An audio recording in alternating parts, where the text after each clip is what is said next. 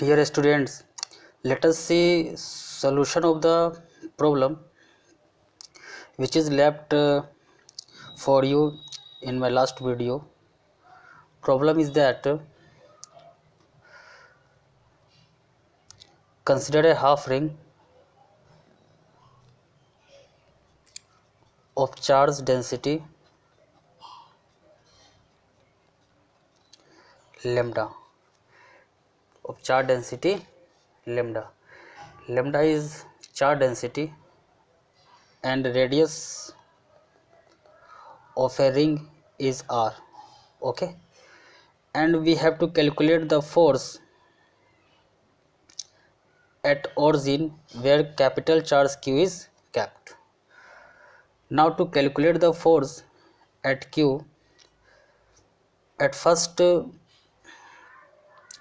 we have to consider an elementary part,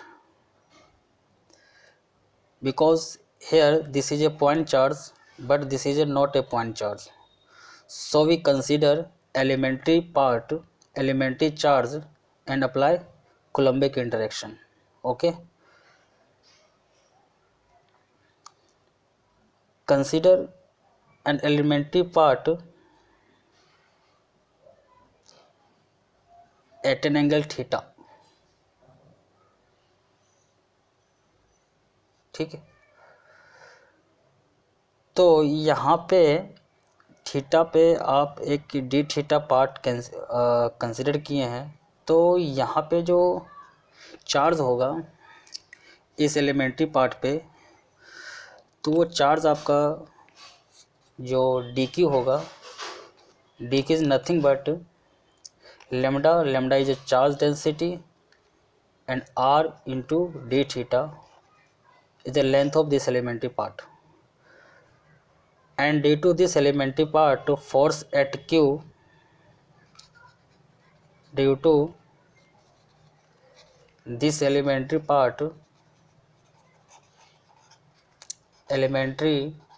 part force at Q is dF is nothing but K times Q into dQ over r square. तो ये आपका जो है force है k q d q over r square. तो यहाँ पे जो के क्यू डी क्यू आपका है r lambda into r into d theta over r square. तो एक आर आपका एक आर कैंसिल हो गया, तो जो डी एफ निकला वो निकल गया k q lambda by r into d theta. तो ये आपका जो है डी एफ है. तो यहाँ पे डी एफ है, तो क्या हम इस डी एफ को इंटीग्रेट कर करके 0 से पाई तक, यदि हम डी एफ को डायरेक्ट इंटीग्रेट कर ले 0 से पाई, तो आपका जो इससे आंसर आएगा, जो भी आंसर आए यहाँ पे k q lambda by r and d theta का जो इंटीग्रेशन है, वो इंटीग्रेशन आपका क्या होगा, वो इंटीग्रेशन आपका थीटा होगा 0 से पाई.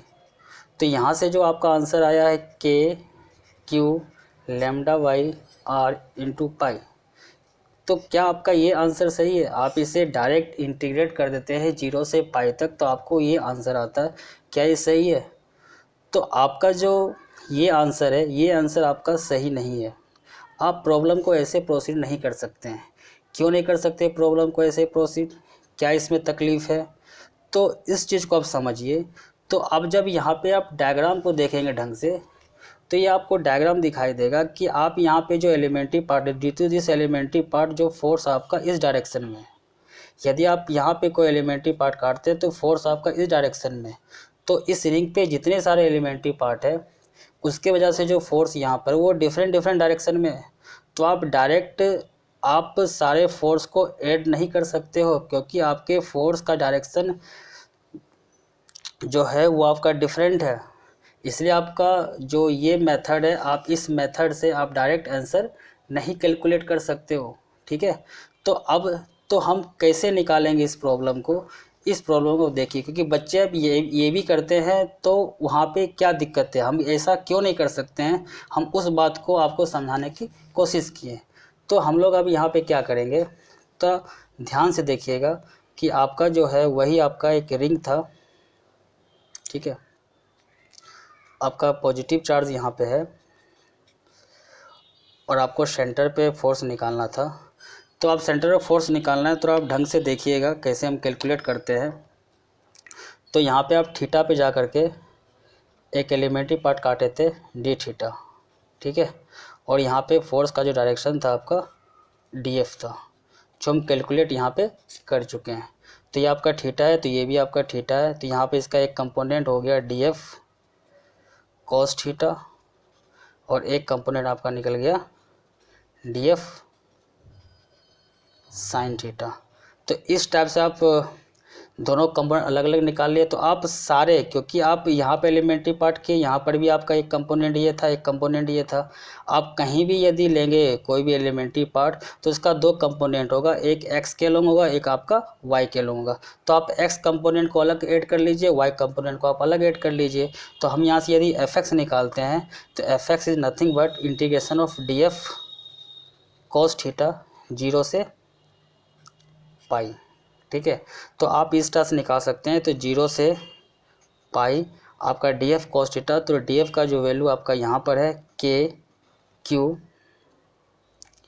डी क्यू, आप यहाँ पर ऑलरेडी डी एफ हम निकाल चुके हैं, के क्यू लेमडा, ठीक है, d theta by r into cos theta. तो आपने इस टाइप से फोर्स यहाँ पे निकाल चुके हैं। तो आप यहाँ पे k q lambda by r constant बाहर निकाल लीजिए, अंदर में आपको आ जाएगा कोस थीटा 0 से पाई। तो कोस थीटा का जो इंटीग्रेशन होता है वो आपका साइन थीटा होता है, और साइन पाई 0 वो 0, तो आपको ये कंपोनेंट 0 आ गया, ठीक है। तो इस टाइप से आप देखें एक्स कंपोनेंट आपका 0 आ गया।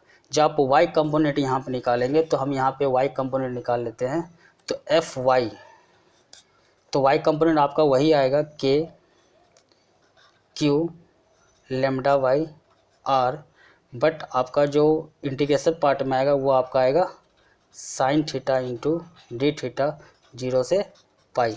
तो आप इसका निकालेंगे तो आपका निकलेगा के क्यू लेमडा वाई आर, और साइन थीटा का जो इंटीग्रेशन होता है वो होता है आपका माइनस कॉस थीटा, ठीक है।